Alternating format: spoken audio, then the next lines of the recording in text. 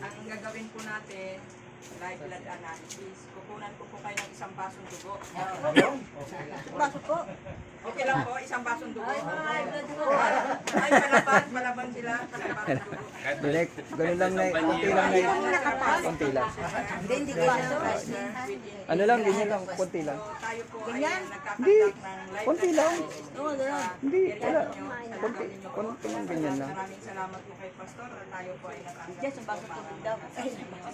Free live blood analysis para magkaroon po kayo ng kunting dugo. Isasalang po natin sa may dugo. Malalaman po natin kung ano yung Pangalan ko na po eh. kung kayo ba ay nasa normal ka o nasa Ilan ka kabali na?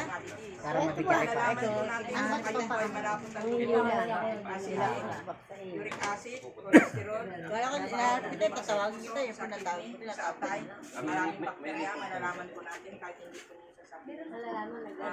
Ay, may po tayong protocol na kadali, husay para po matulungan kayong bumalik.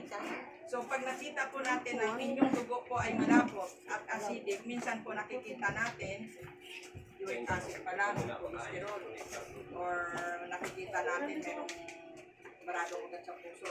Pero hindi pa po natin sure kung ano pa po. Okay. Gusto po natin malaman lahat. Baka may problema pa sa kidney na dapat natin malaman. Sa unang check-up, maaring kunti pa lang ang lulutang dahil nga po malapot at acidic, natatabunan pa po siya ng lapot ng dugo at acid. So dito po, nagre-recommend po ako ng detox. Yung detox po, yun po ang iinumin ninyo na para po magulabog yung dugo na malapot at acidic, para po lumutang lahat. Baka maaring na-check up po kayo, maaring mayroon pa kayong sakit na nararamdaman na hindi ko pa nabanggit dahil po sa lapot ng dugo at acid. So, kunti pa lang ang lumulutang. Kailangan natin may palabas lahat. So, pag kayo po ay na-detox, yun pong detox, yun po ang iinumin ninyo.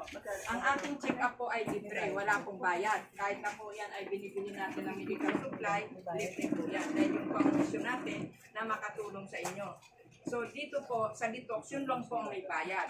Option lang po ninyo yun. Yun po ay iinumin nyo. Yun po ang 350. So, option lang po ninyo kung gusto nyo pong magpa-detox. Kasi nga po, ang detox, yun po ang magsasabi kung ano pa ba yung ibang hindi natin na-detect sa inyo. Kailangan po natin ma-detect lahat para mabigyan kayo ng tamang produkto kung ano dapat ang inyong iinumin. Ganun po.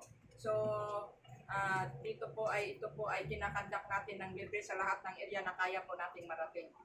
At nagpapasalamat po tayo kay Pastor at tayo ay natanggap dito sa lugar ninyo sa pamamagitan ni Ronald na nagkandak tayo dito sa area ninyo. So tayo po ay manalangin muna.